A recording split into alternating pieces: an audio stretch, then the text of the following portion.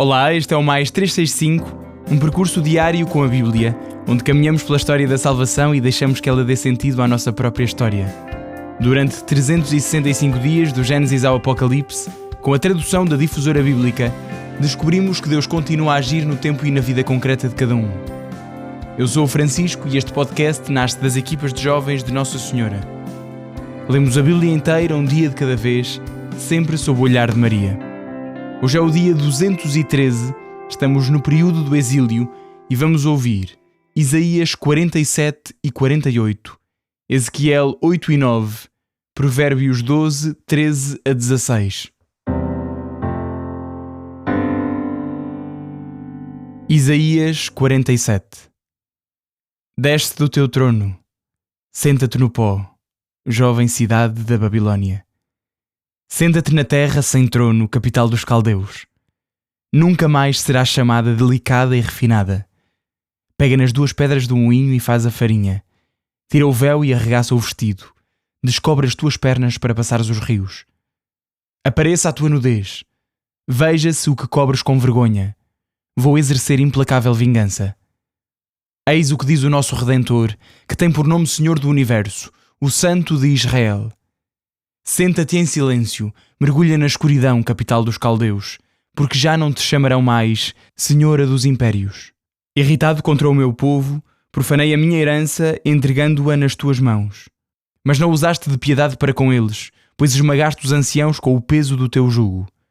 Tu dizias, serei a dominadora do mundo para sempre. E não refletiste. Não pensaste no que te poderia vir a acontecer. Agora, portanto, ouve isto, ó voluptuosa, que reinavas confiante e dizias a ti mesma, eu e mais ninguém. Nunca ficarei viúva, nunca perderei os meus filhos. Ambas as desgraças cairão de repente sobre ti num só dia. Vais ficar ao mesmo tempo sem filhos e viúva, apesar de todas as tuas bruxarias e dos teus poderosos sortilégios. Punhas a tua confiança nas tuas maldades e dizias, ninguém me vê.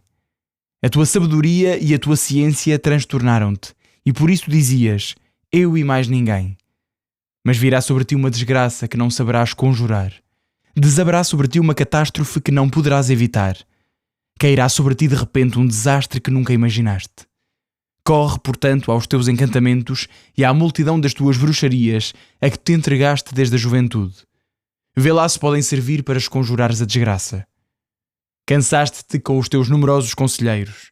Apresentem-se agora e salvem-te os que conjuram o céu, os que observam os astros e os que prognosticam cada mês o que vai acontecer. Tornaram-se como a palha. O fogo os consome. Não poderão escapar às investidas das chamas. Não são como brasas na lareira onde nos sentamos para aquecer. Deste modo, terminaram os teus adivinhos com quem traficavas desde a juventude. Cada qual foge para onde pode.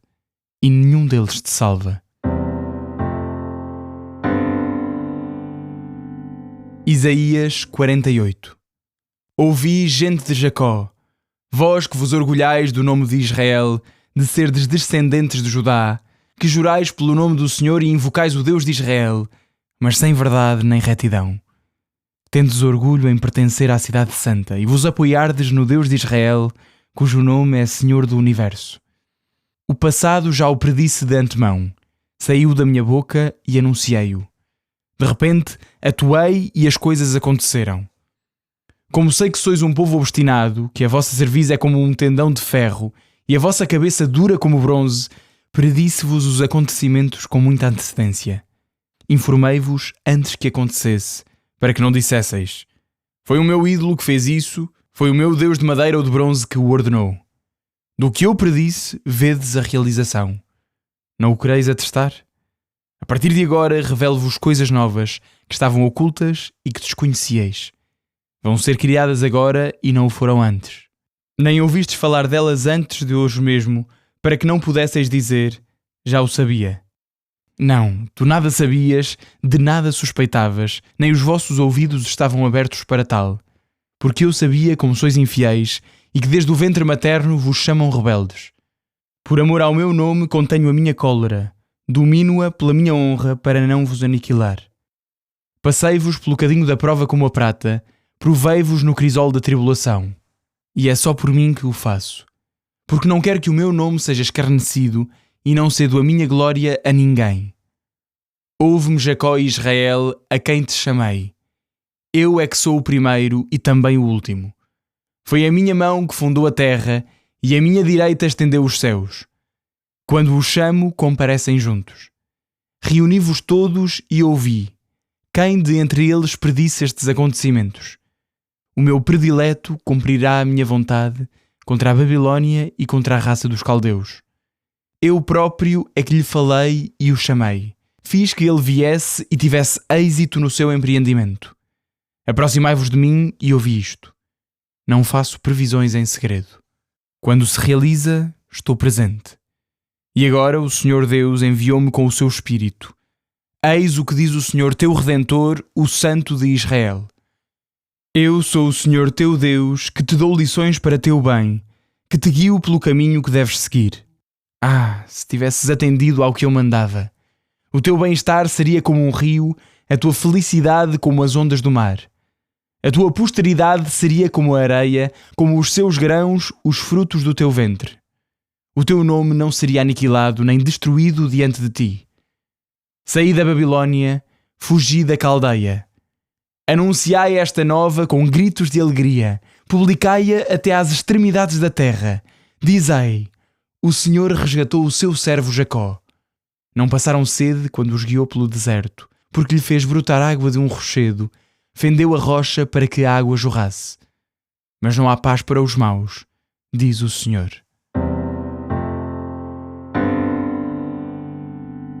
Ezequiel 8.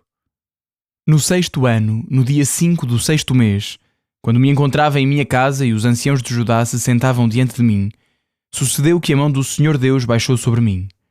Olhei e vi uma figura que se assemelhava a um homem, que dos rins para baixo tinha a aparência de fogo e dos rins para cima era como um clarão vermelho. Estendeu-me uma espécie de mão e agarrou-me pelos cabelos. Em seguida, nesta visão divina, o Espírito arrebatou-me entre o céu e a terra e conduziu-me a Jerusalém, até à entrada da porta interior que dá para norte, onde era o lugar do ídolo rival que provoca ciúmes. E eis que lá se encontrava a glória do Deus de Israel, semelhante à da visão que tivera no vale. Ele disse-me: Filho de homem, ergue os olhos para o norte. Levantei os olhos para norte, e eis que a norte da porta do altar estava o ídolo rival, à entrada. Ele disse-me: Filho de homem, vês o que eles fazem? Grandes abominações são as que a casa de Israel aqui pratica, de modo que eu me afasto do meu santuário, mas verás abominações ainda maiores. Depois conduziu-me à entrada do átrio, e eu reparei que havia um buraco na parede. Ele disse-me: Filho de homem, fura a parede. Furei a parede e eis que havia uma entrada. Ele disse-me: Entra e vê as práticas abomináveis a que eles aqui se entregam. Entrei e vi. Havia uma figura de todas as espécies de répteis e de animais repugnantes, todos os ídolos da casa de Israel gravados na parede à volta. E eis que estavam de pé, diante dos ídolos, 70 homens de entre os anciãos da casa de Israel. Também Jazanias, filho de Shafan, estava de pé diante deles. Cada um tinha o seu turíbulo na mão, e o odor do incenso subia para o ar.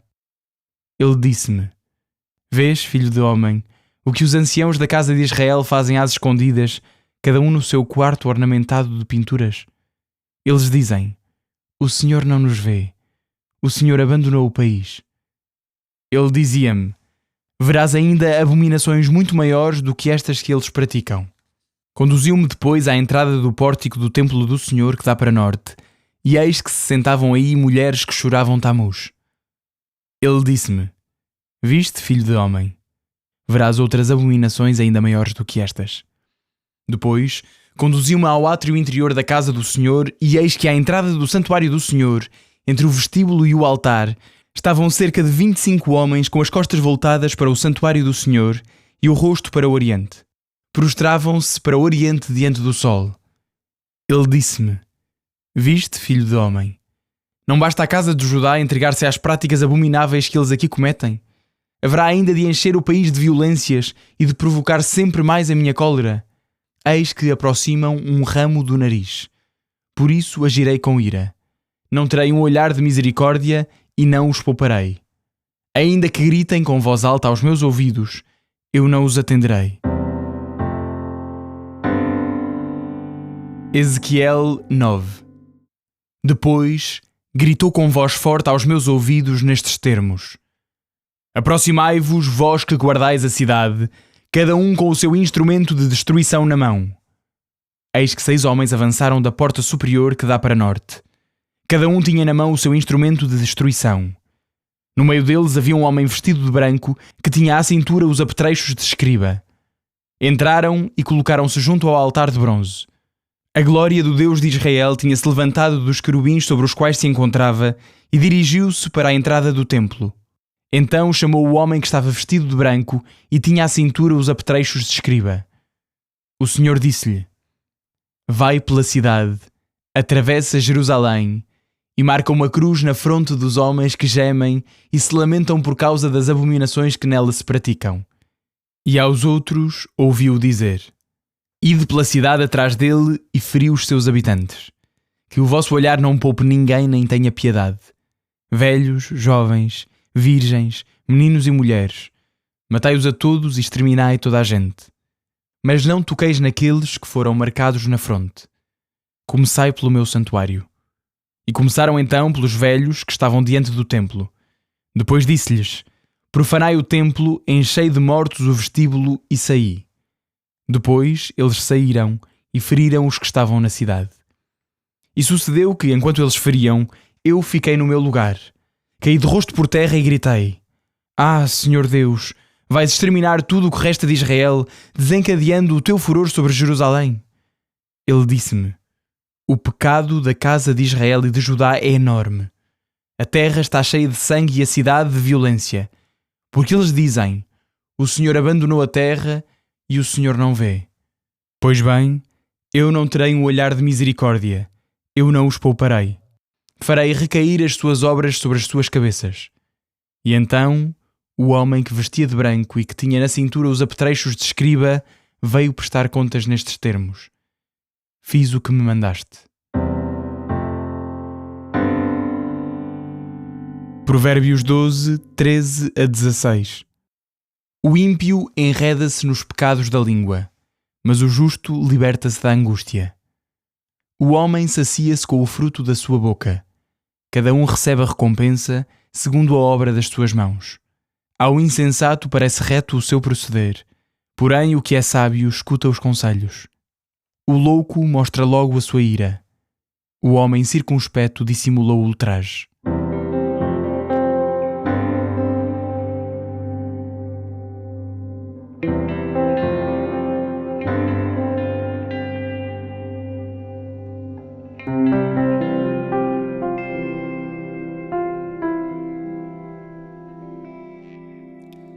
Olá, bem-vindo a mais um dia do podcast Mais 365. Eu sou o Padre João Moita, das equipas de Jovens Nossa Senhora, e sou assistente deste movimento em Santarém. Mais um dia para deixarmos que a Palavra de Deus diga algo à nossa vida. E como sempre, caminhamos na companhia de Nossa Senhora, mulher da escuta fiel e da obediência total. Talvez estejas a fazer este caminho connosco desde o início, talvez tenhas chegado há poucos dias. Seja como for, obrigado por reservares estes minutos para a Palavra de Deus. Ao longo deste ano temos descoberto que a Escritura não é apenas um livro qualquer, não é apenas memória do que Deus fez outro tempo. É a palavra viva, capaz de iluminar o presente, corrigir os nossos passos e reacender a esperança. Isaías 47, que hoje escutamos, apresenta-nos uma personagem bem concreta: Babilónia. Não apenas uma cidade, mas o símbolo de um poder que se julgava eterno. Capital do império que levou Judá para o exílio, uma cidade rica, culta, influente. Babilónia acreditava que o seu domínio jamais teria fim. E, no entanto, o profeta Isaías desmonta essa ilusão. Por 2 vezes surge a mesma expressão: Eu sou, e não há outra além de mim. É impressionante, porque estas palavras recordam-nos imediatamente o modo como o próprio Deus se revela na Escritura, como já vimos há livros passados. Eu sou. O drama de Babilónia é querer ocupar o lugar que pertence apenas a Deus. Confia nos seus tesouros, nos seus sábios, nos seus adivinhos e astrólogos. Julga controlar o futuro e garantir a própria segurança. Mas Isaías mostra que toda a autossuficiência humana acaba por revelar os seus limites. Talvez já não procuremos astrólogos como no mundo antigo, pelo menos espero que não. Mas também nós podemos colocar a nossa confiança absoluta noutras realidades, no dinheiro, na carreira, nas nossas competências, na tecnologia, na capacidade de planear tudo ao detalhe, ou até numa fé vivida como se Deus fosse apenas um complemento e não o fundamento da vida. O problema não está nos dons que recebemos. O problema começa quando deixamos de precisar de Deus. São José Maria Escrivá dizia: nunca te esqueças do que és, um caixote de lixo. Por isso, se o divino jardineiro te toma nas suas mãos, te limpa, te enche de flores magníficas, nem o perfume, nem as cores que embelezam a tua fialdade te devem ensoberbecer. Eu sei que é uma imagem forte, mas profundamente libertadora. Tudo é graça, tudo é dom, e aquilo que somos de mais belo nasce da ação de Deus em nós. O capítulo 48 muda o tom. Depois da denúncia surge o apelo. Isaías dirige-se ao povo de Israel que invoca o nome do Senhor, mas como diz o texto, não com verdade nem retidão. Que palavra exigente! Podemos conservar práticas religiosas e ao mesmo tempo manter o coração fechado. Podemos rezar, participar na missa, servir na comunidade e ainda assim resistir à ação de Deus nas áreas mais concretas da nossa vida. Mas o mais belo é que Deus não desiste. Pelo contrário, diz ao seu povo: eu sou o Senhor, o teu Deus, que te dou lições para o teu bem e te conduzo pelo caminho que deves seguir. Não é a voz de um juiz cansado, é a voz de um pai que continua a educar os seus filhos. E logo a seguir encontramos uma das frases mais tocantes destes capítulos. Ah, se tivesses atendido aos meus mandamentos, o teu bem-estar seria como um rio e a tua justiça como as ondas do mar. Noutras traduções aparece: a tua paz seria como um rio. Que imagem bonita! Um rio não é uma poça d'água que depende da chuva de um dia. Continua o seu curso, atravessa paisagens diferentes, contorna obstáculos e segue em frente. Assim é a paz que Deus quer oferecer. Não uma ausência momentânea de problemas, mas uma serenidade profunda que nasce da confiança nele. Talvez seja esta a grande aprendizagem da fé: passar da necessidade de controlar tudo para a confiança naquele que nos guia. A fé amadurece quando passamos da autossuficiência à confiança, do protagonismo à escuta. Também Ezequiel, nos capítulos 8 e 9 que ouvíamos hoje, denuncia precisamente um coração dividido, incapaz de colocar Deus no centro da vida. E os provérbios levam esta reflexão para o cotidiano. O insensato é apanhado pelas suas próprias palavras, enquanto o justo encontra um caminho seguro. Talvez a palavra de hoje nos deixe uma pergunta simples: deixo-me ensinar por Deus? Nas decisões familiares, no trabalho, no acompanhamento de alguém, nas paróquias, nos projetos que temos, continuo disponível para aprender com Deus ou penso que já sei o suficiente? Porque talvez a grande diferença entre a Babilónia e o povo fiel seja precisamente esta. Uns dizem: eu basto-me. Os outros rezam: Senhor, preciso de ti. Ensina-me o teu caminho. Rezemos juntos. Senhor, livra-nos da ilusão de podermos viver sem ti. Dá-nos um coração humilde e dócil, capaz de escutar a tua voz e de aprender os teus caminhos, para que a nossa paz seja como um rio. Nossa Senhora, Mãe da escuta, Senhora da confiança, ensina-nos a dizer todos os dias: faça-se em mim segundo a tua palavra. Amém. Até amanhã, se Deus quiser.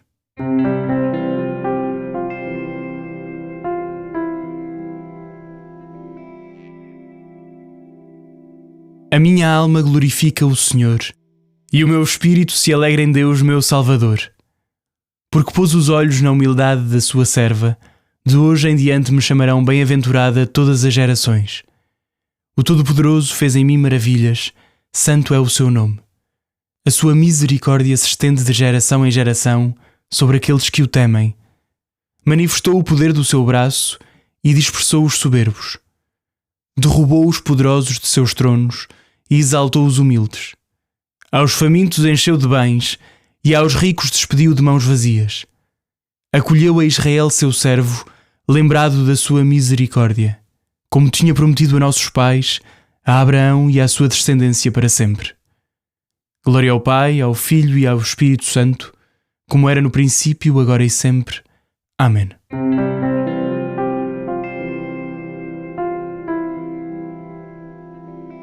Final do dia 213. Um abraço em Cristo. Até amanhã.